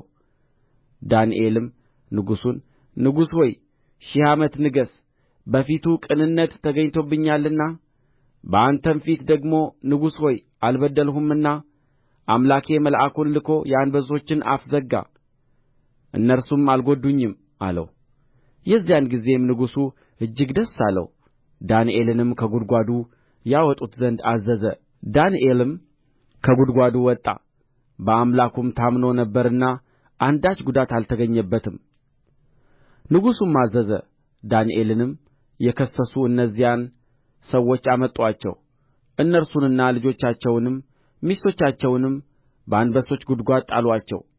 ወደ ጕድጓዱም መጨረሻ ሳይደርሱ አንበሶቹ ያዙአቸው፣ አጥንቶቻቸውንም ሁሉ ሰባበሩ። የዚያን ጊዜም ንጉሥ ዳርዮስ በምድር ሁሉ ላይ ወደሚኖሩ ወገኖችና አሕዛብ በልዩ ልዩም ቋንቋ ወደሚናገሩ ሁሉ ጻፈ፣ እንዲህም አለ። ሰላም ይብዛላችሁ። በመንግሥቴ ግዛት ሁሉ ያሉ ሰዎች በዳንኤል አምላክ ፊት እንዲፈሩና እንዲንቀጠቀጡ አዝዣለሁ። እርሱ ሕያው አምላክ ለዘላለም የሚኖር ነውና መንግሥቱም የማይጠፋ ነው። ግዛቱም እስከ መጨረሻ ድረስ ይኖራል። ያድናል ይታደግማል፣ በሰማይና በምድርም ተአምራትንና ድንቅን ይሠራል። ዳንኤልንም ከአንበሶች አፍ አድኖታል። ይህም ዳንኤል በዳርዮስ መንግሥትና በፋርሳዊው በቂሮስ መንግሥት ኑሮው ተቃናለት። ትንቢተ ዳንኤል ምዕራፍ 7 በባቢሎን ንጉሥ በብልጣሶር በመጀመሪያው ዓመት ዳንኤል በአልጋው ላይ ሕልምንና የራሱን ራእይ አየ። ከዚያም በኋላ ሕልሙን ጻፈ፣ ዋነኛውንም ነገር ተናገረ። ዳንኤልም ተናገረ እንዲህም አለ። በሌሊት በራእይ አየሁ፣ እነሆም አራቱ የሰማይ ነፋሳት በታላቁ ባሕር ላይ ይጋጩ ነበር። አራትም ታላላቅ አራዊት ከባሕር ወጡ እያንዳንዲቱም ልዩ ልዩ ነበረች። መጀመሪያይቱ አንበሳ ትመስል ነበር፣ የንስርም ክንፍ ነበራት። ክንፎችዋም ከእርስዋ እስኪነቀሉ ድረስ አይ ነበር። ከምድርም ከፍ ከፍ ተደረገች፣ እንደ ሰውም በሁለት እግር እንድትቆም ተደረገች። የሰውም ልብ ተሰጣት። እነሆም ሁለተኛይቱ ድብ የምትመስል ሌላ አውሬ ነበረች፣ በአንድ ወገንም ቆመች። ሦስትም የጐድን አጥንቶች በአፍዋ ውስጥ በጥርስዋ መካከል ነበሩ። እንደዚህም ተነሥተሽ እጅግ ሥጋ ብዪ ተባለላት። ከዚህም በኋላ እነሆ ነብር የምትመስል በጀርባዋም ላይ አራት የወፍ ክንፎች የነበሩአት ሌላ አውሬ አየሁ። ለአውሬይቱም አራት ራሶች ነበሩአት፣ ግዛትም ተሰጣት። ከዚህም በኋላ በሌሊት ራእይ አየሁ። እነሆም የምታስፈራና የምታስደነግጥ እጅግም የበረታች ታላላቅም የብረት ጥርሶች የነበሩአት አራተኛ አውሬ ነበረች። ትበላና ታደቅቅ ነበር፣ የቀረውንም በእግርዋ ትረግጥ ነበር። ከእርስዋም በፊት ከነበሩት አራዊት ሁሉ የተለየች ነበረች። 10 ቀንዶችም ነበሩአት። ቀንዶችንም ተመለከትሁ፣ እነሆም በመካከላቸው ሌላ ትንሽ ቀንድ ወጣ። በፊቱም ከቀደሙት ቀንዶች 3 ተነቃቀሉ። እነሆም በዚያ ቀንድ እንደ ሰው ዓይኖች የነበሩ ዓይኖች፣ በትዕቢትም የሚናገር አፍ ነበሩበት። ዙፋኖችም እስኪዘረጉ ድረስ አየሁ። በዘመናት የሸመገለውም ተቀመጠ። ልብሱም እንደ በረዶ ነጭ፣ የራሱም ጠጕር እንደ ጥሩ ጥጥ ነበረ። ዙፋኑም የእሳት ነበልባል ነበረ፣ መንኰራኵሮቹም የሚነድድ እሳት ነበሩ። የእሳትም ፈሳሽ ከፊቱ ይፈልቅና ይወጣ ነበር። 1000 ጊዜ 1000 ያገለግሉት ነበር። እልፍ አእላፋትም በፊቱ ቆመው ነበር። ፍርድም ሆነ፣ መጻሕፍትም ተገለጡ። የዚያን ጊዜም ቀንዱ ይናገረው ከነበረው ከታላቁ ቃል ድምፅ የተነሣ አየሁ። አውሬይቱም እስክትገደል አካልዋም እስኪጠፋ ድረስ በእሳትም ለመቃጠል እስክትሰጥ ድረስ አየሁ። ከቀሩትም አራዊት ግዛታቸው ተወሰደ። የሕይወታቸው ዕድሜ ግን እስከ ዘመንና እስከ ጊዜ ድረስ ረዘመ። በሌሊት ራእይ አየሁ፣ እነሆም የሰው ልጅ የሚመስል ከሰማይ ደመናት ጋር መጣ። በዘመናት ወደ ሸመገለው ደረሰ፣ ወደ ፊቱም አቀረቡት። ወገኖችና አሕዛብ በልዩ ልዩ ቋንቋም የሚናገሩ ሁሉ ይገዙለት ዘንድ ግዛትና ክብር መንግሥትም ተሰጠው። ግዛቱም የማያልፍ የዘላለም ግዛት ነው፣ መንግሥቱም የማይጠፋ ነው። በእኔም በዳንኤል በሥጋዬ ውስጥ መንፈሴ ደነገጠች፣ የራሴም ራእይ አስቸገረኝ። በዚያም ከቆሙት ወደ አንዱ ቀርቤ ስለዚህ ሁሉ እውነቱን ጠየቅሁት። እርሱም ነገረኝ፣ የነገሩንም ፍቺ አስታወቀኝ። እነዚህ አራቱ ታላላቅ አራዊት ከምድር የሚነሡ 4 ነገሥታት ናቸው።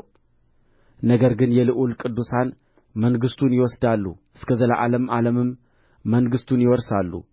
ከዚህም በኋላ ከቀሩት ሁሉ ተለይታ እጅግ ስለምታስፈራው ጥርሶችዋም የብረት ጥፍሮችዋም የናስ ስለሆኑት ስለምትበላውና ስለምታደቅቀው የቀረውንም በእግርዋ ስለምትረግጠው ስለ አራተኛይቱ አውሬ በራስዋም ላይ ስለ ነበሩ ስለ 10 ቀንዶች በኋላም ስለ ወጣው በፊቱም 3 ስለ ወደቁ ዓይኖችና ትዕቢት የተናገረ አፍ ስለ ነበሩት መልኩም ከሌሎች ስለ በለጠ ስለ ሌላው ቀንድ እውነቱን ለማወቅ ፈቀድሁ።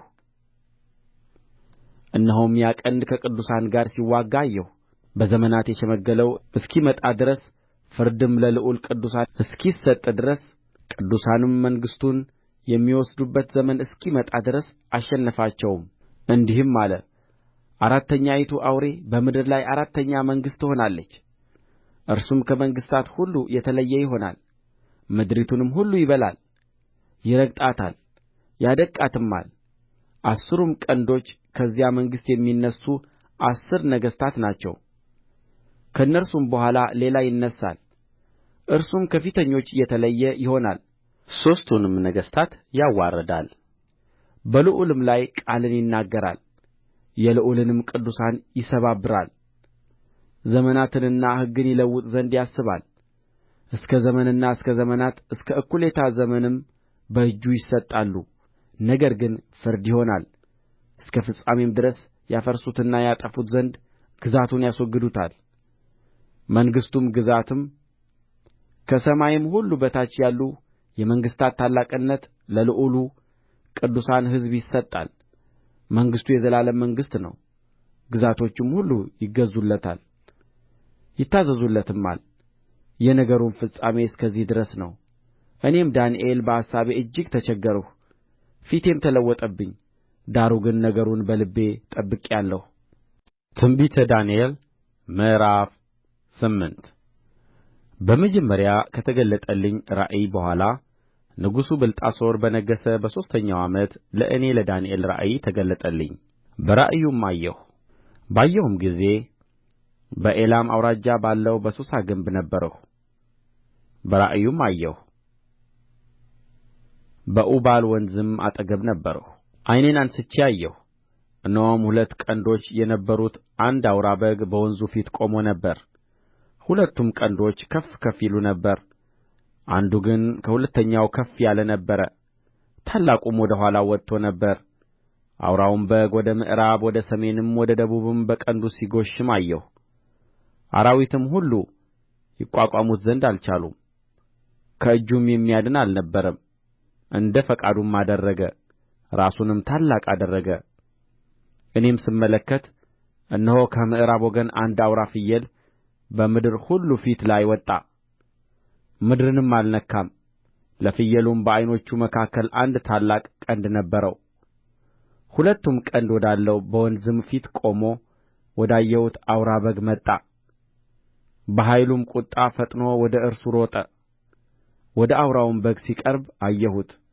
እርሱም ተመረረበት አውራውንም በግ መታ ሁለቱንም ቀንዶች ሰበረ አውራውም በግ ሊቋቋመው ኃይል አልነበረውም እርሱም በምድር ላይ ጥሎ ረገጠው አውራውንም በግ በእጁ ያድነው ዘንድ የሚችል አልነበረም አውራውም ፍየል ራሱን እጅግ ታላቅ አደረገ በበረታም ጊዜ ታላቁ ቀንዱ ተሰበረ ወደ አራቱም የሰማይ ነፋሳት የሚመለከቱ አራት ቀንዶች ከበታቹ ወጡ ከእነርሱም ከአንደኛው አንድ ታናሽ ቀንድ ወጣ ወደ ደቡብም ወደ ምሥራቅም ወደ መልካሚቱም ምድር እጅግ ከፍ አለ እስከ ሰማይም ሠራዊት ድረስ ከፍ አለ ከሠራዊትና ከከዋክብትም አያሌዎችን ወደ ምድር ጣለ ረገጣቸውም እስከ ሠራዊትም አለቃ ድረስ ራሱን ታላቅ አደረገ ከእርሱም የተነሣ የዘወትሩ መሥዋዕት ተሻረ የመቅደሱም ስፍራ ፈረሰ ሠራዊቱም ከኃጢአት የተነሣ ከዘወትሩ መሥዋዕት ጋር ተሰጠው እርሱም እውነትን ወደ ምድሩ ጣለ አደረገም ተከናወነም ከቅዱሳኑም አንዱ ሲናገር ሰማሁ ለተናገረው ለቅዱሱም ሁለተኛው ቅዱስ ስለ ዘወትሩ መሥዋዕት መቅደሱና ሠራዊቱም ይረገጡ ዘንድ ስለሚሰጥና ስለሚያጠፋ ኃጢአት የሆነው ራእይ እስከ መቼ ይሆናል አለው እርሱም እስከ 2300 ማታና ጥዋት ድረስ ነው ከዚያም በኋላ መቅደሱ ይነጻል አለኝ እኔም ዳንኤል ራእዩን ባየሁ ጊዜ ማስተዋሉን ፈለግሁ እነሆም የሰው ምስያ በፊቴ ቆሞ ነበር በኡባልም ወንዝ መካከል ገብርኤል ሆይ ራእዩን ለዚህ ሰው አስታውቀው ብሎ የሚጮኸውን የሰውን ድምፅ ሰማሁ እኔም ወደ ቆምሁበት ቀረበ በመጣም ጊዜ ፈርቼ በግምባሬ ተደፋሁ እርሱም የሰው ልጅ ሆይ ራእዩ ለፍጻሜ ዘመን እንደ ሆነ አስተውል አለኝ ሲናገረኝም ደንግጬ በምድር ላይ በግምባሬ ተደፋሁ እርሱም ዳሰሰኝ ቀጥ አድርጎም አቆመኝ እንዲህም አለኝ እነሆ በመቅሠፍቱ በመጨረሻ ዘመን የሚሆነውን አስታውቅሃለሁ ይህ ለተወሰነው ለፍጻሜ ዘመን ነውና ባየኸው በአውራ በግ ላይ የነበሩ ሁለቱ ቀንዶች እነርሱ የሜዶንና የፋርስ ነገሥታት ናቸው አውራውም ፍየል የግሪክ ንጉሥ ነው በዓይኖቹም መካከል ያለው ታላቁ ቀንድ መጀመሪያው ንጉሥ ነው እርሱም በተሰበረ ጊዜ በእርሱ ፋንታ አራቱ እንደ ተነሡ እንዲሁ ከወገኑ አራት መንግሥታት ይነሣሉ ነገር ግን በኃይል አይተካከሉትም በመንግሥታቸውም መጨረሻ ኃጢአታቸው በተሞላች ጊዜ እንቈቅልሽን የሚያስተውል ፊተ ጨካኝ ንጉሥ ይነሣል ኃይሉም ይበረታል ነገር ግን በራሱ ኃይል አይደለም በድንቅም ይጠፋል ያደርግማል ይከናወንማል ኃያላንንና የቅዱሳንን ሕዝብ ያጠፋል በመታለሉ ተንኰልን በእጁ ያከናውናል በልቡም ይታበያል። ታምነውም የሚኖሩትን ብዙዎችን ያጠፋል። በአለቆቹም አለቃ ላይ ይቋቋማል፣ ያለ እጅም ይሰበራል። የተናገረውም የማታውና የጥዋቱ ራእይ እውነተኛ ነው። ነገር ግን ከብዙ ዘመን በኋላ ስለሚሆን ራእዩን ዝጋ። እኔም ዳንኤል ተኛሁ፣ አያሌም ቀን ታመምሁ። ከዚያም በኋላ ተነሥቼ የንጉሡን ሥራ እሠራ ነበር፣ ስለ ራእዩም እደነቅ ነበር። የሚያስተውለው ግን አልነበረም። ትንቢተ ዳንኤል ምዕራፍ 9 በከለዳውያን መንግሥት ላይ በነገሠ ከሜዶን ዘር በነበረ በአሕሻዊሮስ ልጅ በዳርዮስ በመጀመሪያው ዓመት በነገሠ በመጀመሪያው ዓመት እኔ ዳንኤል የኢየሩሳሌም መፍረስ የሚፈጸምበት 70ውን ዓመት እግዚአብሔር በቃሉ ለነቢዩ ለኤርምያስ የተናገረውን የዓመቱን ቍጥር በመጽሐፍ አስተዋልሁ። ማቅ ለብሼ በአመድም ላይ ሆኜ ስጾም እጸልይና እለምን ዘንድ ፊቴን ወደ ጌታ ወደ አምላክ አቀናሁ። ወደ አምላኬም ወደ እግዚአብሔር ጸለይሁ። ተናዝዤም እንዲህ አልሁ፣ ጌታ ሆይ ከሚወድዱህና ትእዛዝህን ከሚፈጽሙ ጋር ቃል ኪዳንንና ምሕረትን የምትጠብቅ ታላቅና የምታስፈራ አምላክ ሆይ ኃጢአትን ሠርተናል፣ በድለንማል፣ ክፋትንም አድርገናል፣ ዐምፀንማል። ከትእዛዝህና ከፍርድህ ፈቀቅ ብለናል። በስምህም ለነገሥታቶቻችንና ለአለቆቻችን ለአባቶቻችንም ለአገሩም ሕዝብ ሁሉ የተናገሩትን ባሪያዎችህን ነቢያትን አልሰማንም። ጌታ ሆይ ጽድቅ ለአንተ ነው። እንደ ዛሬም ለእኛ ለይሁዳ ሰዎችና በኢየሩሳሌም ለሚቀመጡ ለእስራኤልም ሁሉ በቅርብና በሩቅም ላሉት አንተን በበደሉበት በበደላቸው ምክንያት በበተንህበት አገር ሁሉ የፊት እፍረት ነው። ጌታ ሆይ በአንተ ላይ ኃጢአት ስለ ሠራን ለእኛና ለነገሥታቶቻችን ለአለቆቻችንና ለአባቶቻችንም የፊት እፍረት ነው። በእርሱ ላይ ምንም እንኳ ያመፅን ብንሆን በባሪያዎቹም በነቢያት እጅ በፊታችን ባኖረው በሕጉ እንሄድ ዘንድ የአምላካችንን የእግዚአብሔርን ቃል ምንም እንኳ ባንሰማ ለጌታ ለአምላካችን ምሕረትና ይቅርታ ነው። እስራኤልም ሁሉ ሕግህን ተላልፈዋል፣ ቃልህንም እንዳይሰሙ ፈቀቅ ብለዋል። በእርሱ ላይ ኃጢአት ሠርተናልና በእግዚአብሔር ባሪያ በሙሴ ሕግ የተጻፈው መሐላና እርግማን ፈሰሰብን። እጅግ ክፉ ነገርንም በእኛ ላይ በማምጣቱ በላያችንና በእኛ ዘንድ በተሾሙት ፈራጆቻችን ላይ የተናገረውን ቃል አጸና። በኢየሩሳሌም ላይ እንደ ተደረገው ያለ ነገር ከቶ ከሰማይ ሁሉ በታች አልተደረገም። በሙሴም ሕግ እንደ ተጻፈ ይህ ክፉ ነገር ሁሉ መጣብን። ከኃጢአታችንም እንመለስ እውነትህንም እናስብ ዘንድ ወደ አምላካችን ወደ እግዚአብሔር ፊት አልለመንም። ስለዚህም እግዚአብሔር ክፉ ነገርን ጠብቆ በእኛ ላይ አመጣ። አምላካችን እግዚአብሔር በሚሠራው ሥራ ሁሉ ጻድቅ ነውና እኛም ቃሉን አልሰማንምና። አሁንም ሕዝብህን ከግብጽ ምድር በበረታች እጅ ያወጣህ እንደ ዛሬም ቀን ዝና ለአንተ ያገኘህ ጌታ አምላካችን ሆይ ኃጢአትን ሠርተናል፣ ክፋትንም አድርገናል። ጌታ ሆይ ስለ ኃጢአታችንና ስለ አባቶቻችን በደል ኢየሩሳሌምና ሕዝብህ በዙሪያችን ላሉት ሁሉ መሰደቢያ ሆነዋልና እንደ ጽድቅህ ሁሉ ቍጣህና መዓትህ ከከተማህ ከኢየሩሳሌም ከቅዱስ ተራራህ እንዲመለስ እለምንሃለሁ። አሁንም አምላካችን ሆይ የባሪያህን ጸሎትና ልመናውን ስማ። ጌታ ሆይ በፈረሰው በመቅደስህ ላይ ስለ አንተ ስትል ፊትህን አብራ። አምላኬ ሆይ በፊትህ የምንለምን ስለ ብዙ ምሕረት ነው እንጂ ስለ ጽድቃችን አይደለምና ጆሮህን አዘንብለህ ስማ። ዓይንህን ገልጠህ ጥፋታችንንና ስምህ የተጠራበትን ከተማ ተመልከት። አቤቱ ስማ፣ አቤቱ ይቅር በል፣ አቤቱ አድምጥና አድርግ። አምላኬ ሆይ ስምህ በከተማህና በሕዝብህ ላይ ተጠርቶአልና ስለ ራስህ አትዘግይ። እኔም ገና ስናገርና ስጸልይ በኃጢአቴና በሕዝቤም በእስራኤል ኃጢአት ስናዘዝ በአምላኬም በእግዚአብሔር ፊት ስለ ተቀደሰው ስለ አምላኬ ተራራ ስለምን ገናም በጸሎት ስናገር አስቀድሜ በራእይ አይቼው የነበረው ሰው ገብርኤል እነሆ እየበረረ መጣ። በማታም መሥዋዕት ጊዜ ዳሰሰኝ፣ አስተማረኝም፣ ተናገረኝም እንዲህም አለ። ዳንኤል ሆይ ጥበብንና ማስተዋልን እሰጥህ ዘንድ አሁን መጥቻለሁ። አንተ እጅግ የተወደድህ ነህና በልመናህ መጀመሪያ ላይ ትእዛዝ ወጥቶአል።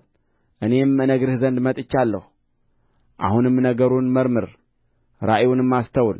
ዓመፃን ይጨርስ፣ ኃጢአትንም ይፈጽም፣ በደልንም ያስተሰርይ፣ የዘላለምን ጽድቅ ያገባ፣ ራእዩንና ትንቢቱን ያትም፣ ቅዱሰ ቅዱሳኑንም ይቀባ ዘንድ በአሕዛብና በቅድስተ ከተማህ ላይ 70 ሱባዔ ተቀጥሮአል። ስለዚህ እወቅ አስተውልም። ኢየሩሳሌምን መጠገንና መሥራት ትእዛዙ ከሚወጣበት ጀምሮ እስከ አለቃው እስከ መሢሕ ድረስ 7 ሱባዔና 62 ሱባዔ ይሆናል። እርስዋም በጭንቀት ዘመን ከጎዳናና ከቅጥር ጋር ትሠራለች። ከ62 ጊዜ ሰባትም በኋላ መሢሕ ይገደላል፣ በእርሱም ዘንድ ምንም የለም። የሚመጣውም አለቃ ሕዝብ ከተማይቱንና መቅደሱን ያጠፋሉ። ፍጻሜውም በጐርፍ ይሆናል፣ እስከ መጨረሻም ድረስ ጦርነት ይሆናል። ጥፋትም ተቀጥሮአል። እርሱም ከብዙ ሰዎች ጋር ጽኑ ቃል ኪዳን ለአንድ ሱባዔ ያደርጋል። በሱባዔውም እኵሌታ መሥዋዕቱንና ቍርባኑን ያስቀራል። በርኵሰቱም ጫፍ ላይ አጥፊው ይመጣል። እስከ ተቀጠረውም ፍጻሜ ድረስ መቅሠፍት በአጥፊው ላይ ይፈስሳል። ትንቢተ ዳንኤል ምዕራፍ 10 በፋርስ ንጉሥ በቂሮስ በሦስተኛው ዓመት ብልጣሶር ለተባለው ለዳንኤል ነገር ተገለጠለት። ነገሩም እውነት ነበረ፣ እርሱም ታላቅ ጦርነት ነው። ነገሩንም አስተዋለ፣ በራእዩም ውስጥ ማስተዋል ተሰጠው። በዚያም ወራት እኔ ዳንኤል 3 ሳምንት ሙሉ ሳዝን ነበርሁ። ማለፊያ እንጀራም አልበላሁም፣ ሥጋና ጠጅም በአፌ አልገባም። 3ቱም ሳምንት እስኪፈጸም ድረስ ዘይት አልተቀባሁም። ከመጀመሪያውም ወር በ24ተኛው ቀን ጤግሮስ በተባለው በታላቁ ወንዝ አጠገብ ሳለሁ ዓይኔን አነሣሁ፣ እነሆም በፍታ የለበሰውን ጥሩም የአፌዝን ወርቅ በወገቡ ላይ የታጠቀውን ሰው አየሁ። አካሉም እንደ ቢረሌ ይመስል ነበረ፣ ፊቱም እንደ መብረቅ ምስያ ነበረ። ዓይኖቹም እንደሚንበለበል ፋና፣ ክንዶቹና እግሮቹም እንደ ጋለ ናስ፣ የቃሉም ድምፅ እንደ ብዙ ሕዝብ ድምፅ ነበረ። እኔም ዳንኤል ብቻዬን ራእዩን አየሁ። ከእኔ ጋር የነበሩ ሰዎች ግን ራእዩን አላዩም። ነገር ግን ጽኑ መንቀጥቀጥ ወደቀባቸው፣ ሊሸሸጉም ሸሹ። እኔም ብቻዬን ቀረሁ፣ ይህንም ታላቅ ራእይ አየሁ። ኃይልም አልቀረልኝም፣ ደም ግባቴም ወደ ማሸብሸብ ተለወጠብኝ። ኃይልም አጣሁ፣ የቃሉንም ድምፅ ሰማሁ። የቃሉንም ድምፅ በሰማሁ ጊዜ ደንግጬ በምድር ላይ በግምባሬ ተደፋሁ። እነሆም አንዲት እጅ ዳሰሰችኝ፣ በጕልበቴና በእጄም አቆመችኝ። እርሱም እጅግ የተወደድህ ሰው ዳንኤል፣ እኔ ዛሬ ወደ አንተ ተልኬአለሁና የምነግርህን ቃል አስተውል፣ ቀጥ ብለህም ቁም አለኝ። ይህንም ቃል ባለኝ ጊዜ እየተንቀጠቀጥሁ ቆምሁ። እርሱም እንዲህ አለኝ፣ ዳንኤል ሆይ አትፍራ። ልብህ ያስተውል ዘንድ ሰውነትህም በአምላክህ ፊት ይዋረድ ዘንድ ካደረግህበት ከመጀመሪያው ቀን ጀምሮ ቃልህ ተሰምቶአል። እኔም ስለ ቃልህ መጥቻለሁ። የፋርስ መንግሥት አለቃ ግን 21 ቀን ተቋቋመኝ። እነሆም ከዋነኞቹ አለቆች አንዱ ሚካኤል ሊረዳኝ መጣ። እኔም ከፋርስ ነገሥታት ጋር በዚያ ተውሁት። ራእዩም ገና ለብዙ ዘመን ነውና በኋለኛው ዘመን ለሕዝብህ የሚሆነውን አስታውቅህ ዘንድ አሁን መጥቻለሁ። ይህንም ቃል በተናገረኝ ጊዜ ፊቴን ወደ ምድር አቀረቀርሁ፣ ዲዳም ሆንሁ። እነሆም የሰው ልጅ የሚመስል ከንፈሬን ዳሰሰኝ። የዚያን ጊዜም አፌን ከፍቼ ተናገርሁ። በፊቴም ቆሞ የነበረውን ጌታዬ ሆይ ከራእዩ የተነሣ ሕመሜ መጣብኝ፣ ኃይልም አጣሁ። ይህ የጌታዬ ባሪያ ከዚህ ከጌታዬ ጋር ይናገር ዘንድ እንዴት ይችላል? አሁንም ኃይል አጣሁ፣ እስትንፋስም አልቀረልኝም አልሁት። ደግሞ ሰው የሚመስል ዳሰሰኝ አበረታኝም። እርሱም እጅግ የተወደድህ ሰው ሆይ አትፍራ፣ ሰላም ለአንተ ይሁን፣ በርታ፣ ጽና አለኝ። በተናገረኝም ጊዜ በረታሁና አበርትተኸኛልና ጌታዬ ይናገር አልሁ። እርሱም እንዲህ አለኝ፣ ወደ አንተ የመጣሁት ስለ ምን እንደ ሆነ ታውቃለህን? አሁንም ከፋርስ አለቃ ጋር እዋጋ ዘንድ እመለሳለሁ። እኔም ስወጣ እነሆ የግሪክ አለቃ ይመጣል። ነገር ግን በእውነት ጽሑፍ የተጻፈውን እነግርሃለሁ። በዚህም ነገር ከአለቃችሁ ከሚካኤል በቀር ማንም የሚያጸናኝ የለም። ትንቢተ ዳንኤል ምዕራፍ 11 እኔም በሜዶናዊው በዳርዮስ መጀመሪያው ዓመት አጸናውና አበረታው ዘንድ ቆሜ ነበር። አሁንም እውነትን አሳይሃለሁ። እነሆ ሦስት ነገሥታት ደግሞ በፋርስ ይነሣሉ። አራተኛውም ከሁሉ ይልቅ እጅግ ባለጠጋ ይሆናል። በባለጠግነቱም በበረታ ጊዜ በግሪክ መንግሥት ላይ ሁሉን ያስነሣል። ኃያልም ንጉሥ ይነሣል፣ በትልቅ አገዛዝም ይገዛል፣ እንደ ፈቃዱም ያደርጋል። እርሱም በተነሣ ጊዜ መንግሥቱ ይሰበራል፣ እስከ አራቱ የሰማይ ነፋሳት ይከፋፈላል፣ ለዘሩ ግን አይከፋፈልም። እንደ ገዛበትም አገዛዝ አይሆንም፣ መንግሥቱ ይነቀላልና ከእነዚህም ለሌሎች ይሆናልና። የደቡብም ንጉሥ ከአለቆቹም አንዱ ይበረታሉ፣ እርሱም ይበረታበታል፣ ይሠለጥንማል፣ ግዛቱም ታላቅ ግዛት ይሆናል። ከዘመናትም በኋላ ይጋጠማሉ። የደቡብም ንጉሥ ሴት ልጅ ቃል ኪዳን ለማድረግ ወደ ሰሜን ንጉሥ ትመጣለች። የክንድዋ ኃይል ግን አይጸናም፣ እርሱና ክንዱም አይጸናም። እርስዋና እርስዋን ያመጡ የወለዳትም በዚያም ዘመን ያጸናት አልፈው ይሰጣሉ።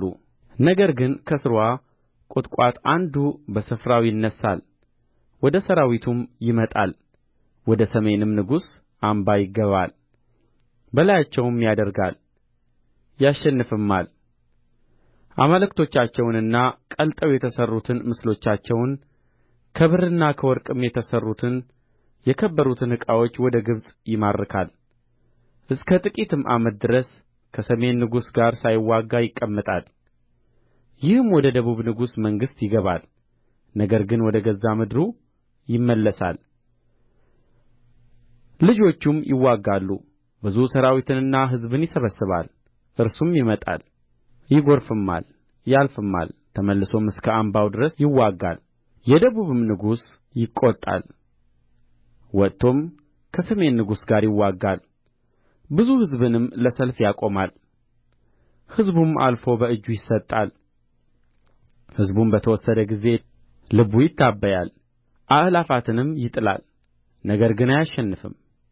የሰሜንም ንጉሥ ይመለሳል፣ ከቀድሞውም የበለጠ ብዙ ሕዝብ ለሰልፍ ያቆማል። በዘመናትና በዓመታትም ፍጻሜ ከታላቅ ሠራዊትና ከብዙ ሀብት ጋር ይመጣል። በዚያም ዘመን ብዙ ሰዎች በደቡብ ንጉሥ ላይ ይነሣሉ። ከሕዝብህም መካከል የዓመፅ ልጆች ራእዩን ያጸኑ ዘንድ ይነሣሉ፣ ነገር ግን ይወድቃሉ። የሰሜንም ንጉሥ ይመጣል፣ አፈርንም ይደለድላል፣ የተመሸገችንም ከተማ ይወስዳል። የደቡብም ሠራዊት የተመረጡትም ሕዝብ አይቆሙም፣ ለመቋቋምም ኃይል የላቸውም። በእርሱም ላይ የሚመጣው ግን እንደ ፈቃዱ ያደርጋል፣ በፊቱም የሚቆም የለም። በመልካሚቱም ምድር ይቆማል፣ በእጁም ውስጥ ጥፋት ይሆናል። ከመንግሥቱም ሁሉ ኃይል ጋር ይመጣ ዘንድ ፊቱን ያቀናል፣ ከእርሱም ጋር አንድነት ያደርጋል። ያረክሳትም ዘንድ ሴትን ልጅ ይሰጠዋል፣ እርስዋም አትጸናም፣ ለእርሱም አትሆንም። ከዚህም በኋላ ፊቱን ወደ ደሴቶች ይመልሳል፣ ብዙዎችንም ይወስዳል። አንድ አለቃ ግን ስድቡን ይሽራል፣ ስድቡንም በራሱ ላይ ይመልሳል። ፊቱንም ወደ ገዛ ምድሩ አምባዎች ይመልሳል፣ ተሰናክሎም ይወድቃል አይገኝምም። የዚያን ጊዜም በመንግሥቱ ክብር መካከል አስገባሪውን የሚያሳልፍ በስፍራው ይነሣል። ነገር ግን በቍጣው ሳይሆን በሰልፍም ሳይሆን በጥቂት ቀን ይሰበራል። በእርሱም ስፍራ የተጠቃ ሰው ይነሣል፣ የመንግሥቱንም ክብር አይሰጡትም። በቀስታ ወጥቶ መንግሥቱን በማታለል ይገዛል። የሚጐርፍም ሠራዊት ከፊቱ ይወሰዳል፣ እርሱና የቃል ኪዳኑ አለቃም ይሰበራሉ። ከእርሱም ጋር ከተወዳጀ በኋላ በተንኰል ያደርጋል። ከጥቂትም ሕዝብ ጋር ወጥቶ ይበረታል፣ በቀስታም ከአገር ሁሉ ወደ ለመለመችው ክፍል ይገባል። አባቶቹና የአባቶቹ አባቶች ያላደረጉትንም ያደርጋል። ብዝበዛውንና ምርኮውንም ሀብቱንም በመካከላቸው ይበትናል። በምሽጎችም ላይ እስከ ጊዜው ድረስ አሳቡን ይፈጥራል። በታላቅም ሠራዊት ሆኖ ኃያሉንና ልቡን በደቡብ ንጉሥ ላይ ያስነሣል። የደቡብም ንጉሥ በታላቅና በብዙ ሠራዊት ሆኖ በሰልፍ ይዋጋል። ነገር ግን አሳብ በእርሱ ላይ ይፈጥራሉና አይጸናም። መብሉንም የሚበሉ ሰዎች ይሰብሩታል፣ ሠራዊቱም ይጐርፋል፣ ብዙዎችም ተገድለው ይወድቃሉ። እነዚህም ሁለት ነገሥታት ክፋትን ያደርጉ ዘንድ በልባቸው ያስባሉ፣ በአንድ ገበታም ተቀምጠው ሐሰት ይናገራሉ። ነገር ግን ፍጻሜው እስከ ተወሰነው ጊዜ ነውና አይከናወንላቸውም። ከብዙም ሀብት ጋር ወደ ምድሩ ይመለሳል፣ ልቡም በተቀደሰው ቃል ኪዳን ላይ ይሆናል። ፈቃዱንም ያደርጋል፣ ወደ ገዛ ምድሩም ይመለሳል። በተወሰነውም ጊዜ ይመለሳል፣ ወደ ደቡብም ይመጣል። ነገር ግን ኋለኛው እንደ ፊተኛው አይሆንም፣ የኪቲም መርከቦች ይመጡበታልና። ስለዚህ አዝኖ ይመለሳል፣ በቅዱሱም ቃል ኪዳን ላይ ይቈጣል፣ ፈቃዱንም ያደርጋል። ተመልሶም ቅዱሱን ቃል ኪዳን የተዉትን ሰዎች ይመለከታል። ከእርሱም ጋር ሠራዊቶች ይቆማሉ፣ መቅደሱንም ግንቡንም ያረክሳሉ፣ የዘወትሩንም መሥዋዕት ያስቀራሉ፣ የጥፋትንም ርኵሰት ያቆማሉ። ቃል ኪዳኑን የሚበድሉትንም በማታለል ያስታል። ነገር ግን አምላካቸውን የሚያውቁ ሕዝብ ይበረታሉ ያደርጋሉም። በሕዝቡም መካከል ያሉ ጥበበኞች ብዙ ሰዎችን ያስተምራሉ። ነገር ግን በሰይፍና በእሳት ነበልባል በምርኮና በመበዝበዝ ብዙ ዘመን ይወድቃሉ። በወደቁም ጊዜ በጥቂት እርዳታ ይረዳሉ። ብዙ ሰዎችም በግብዝነት ወደ እነርሱ ተባብረው ይሰበሰባሉ። እስከ ተወሰነውም ዘመን ይሆናልና ከጥበበኞቹ አያሌዎች እስከ ፍጻሜ ዘመን ይነጥሩና ይጠሩ ይነጡም ዘንድ ይወድቃሉ። ንጉሡም እንደ ፈቃዱ ያደርጋል፣ ራሱንም ከፍ ከፍ ያደርጋል። በአማልክት ሁሉ ላይ ራሱን ታላቅ ያደርጋል። በአማልክትም አምላክ ላይ በትዕቢት ይናገራል። ቍጣም እስኪፈጸም ድረስ ይከናወንለታል። የተወሰነው ይደረጋልና የአባቶቹንም አማልክት የሴቶቹንም ምኞት አይመለከትም። ራሱንም በሁሉ ላይ ታላቅ ያደርጋልና አማልክትን ሁሉ አይመለከትም። በእነዚህ ፋንታ ግን የአምባዎቹን አምላክ ያከብራል። አባቶቹም ያላወቁትን አምላክ በወርቅና በብር በዕንቍና በከበረ ነገር ያከብረዋል። ከእንግዳም አምላክ እርዳታ በጽኑ አምባ ላይ ያደርጋል። ለሚያውቁት ክብር ይበዛላቸዋል፣ በብዙም ላይ ያስገዛቸዋል፣ ምድርንም በዋጋ ይከፍላል። በፍጻሜ ዘመንም የደቡብ ንጉሥ ከእርሱ ጋር ይዋጋል።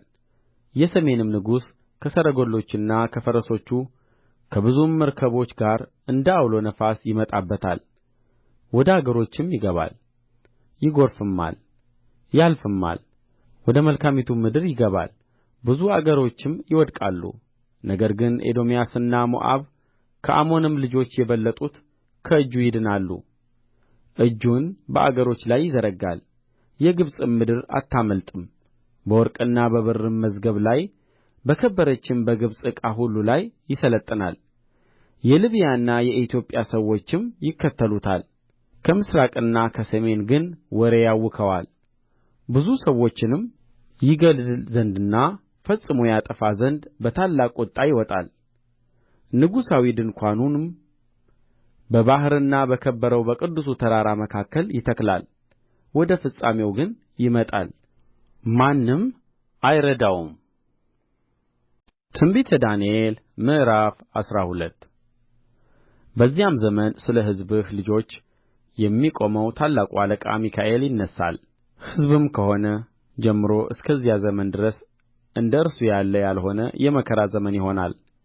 በዚያም ዘመን በመጽሐፍ ተጽፎ የተገኘው ሕዝብህ ሁሉ እያንዳንዱ ይድናል። በምድርም ትቢያ ውስጥ ካንቀላፉቱ ብዙዎች ይነቃሉ። እኵሌቶቹ ወደ ዘላለም ሕይወት፣ እኵሌቶቹም ወደ እፍረትና ወደ ዘላለም ጕስቍልና። ጥበበኞችም እንደ ሰማይ ጸዳል፣ ብዙ ሰዎችንም ወደ ጽድቅ የሚመልሱ እንደ ከዋክብት ለዘላለም ይደምቃሉ። ዳንኤል ሆይ አንተ ግን እስከ ፍጻሜ ዘመን ድረስ ቃሉን ዝጋ። መጽሐፉንም አትም። ብዙ ሰዎችም ይመረምራሉ፣ እውቀትም ይበዛል። እኔም ዳንኤል አየሁ፣ እነሆም ሁለት ሌሎች ቆመው ነበር፣ አንዱ በዚህ በወንዙ ዳር ሌላውም በዚያ በወንዙ ዳር። አንዱም ከወንዙ ውኃ በላይ የነበረውን በፍታም የለበሰውን የዚህን ድንቅ ፍጻሜ እስከ መቼ ነው አለው። ከወንዙም ውኃ በላይ የነበረው በፍታም የለበሰው ሰው ቀኝና ግራ እጁን ወደ ሰማይ አንሥቶ ለዘመንና ለዘመናት ለዘመንም እኵሌታ ነው፣ የተቀደሰውም ሕዝብ ኃይል መበተን በተጨረሰ ጊዜ ይህ ሁሉ ይፈጸማል ብሎ ለዘላለም ሕያው ሆኖ በሚኖረው ሲምል ሰማሁም፣ ነገር ግን አላስተዋልሁም። የዚያን ጊዜም ጌታዬ ሆይ የዚህ ሁሉ ፍጻሜ ምንድር ነው አልሁ። እርሱም እንዲህ አለኝ፣ ዳንኤል ሆይ ቃሉ እስከ ፍጻሜ ዘመን ድረስ የተዘጋና የታተመ ነውና ሂድ። ብዙ ሰዎች ሰውነታቸውን ያጠራሉ፣ ያነጡማል፣ ይነጥሩማል። ክፉዎች ግን ክፋትን ያደርጋሉ፣ ክፉዎችም ሁሉ አያስተውሉም። ጥበበኞች ግን ያስተውላሉ። የዘወትርም መሥዋዕት ከቀረ ጀምሮ የጥፋትም ርኵሰት ከቆመ ጀምሮ 1290 ቀን ይሆናል። የሚታገሥ እስከ 1335 ቀንም የሚደርስ ምስጉን ነው። አንተ ግን እስከ ፍጻሜ ድረስ ሂድ፣ አንተም ታርፋለህ፣ በቀኑም መጨረሻ በዕጣ ክፍልህ ትቆማለህ።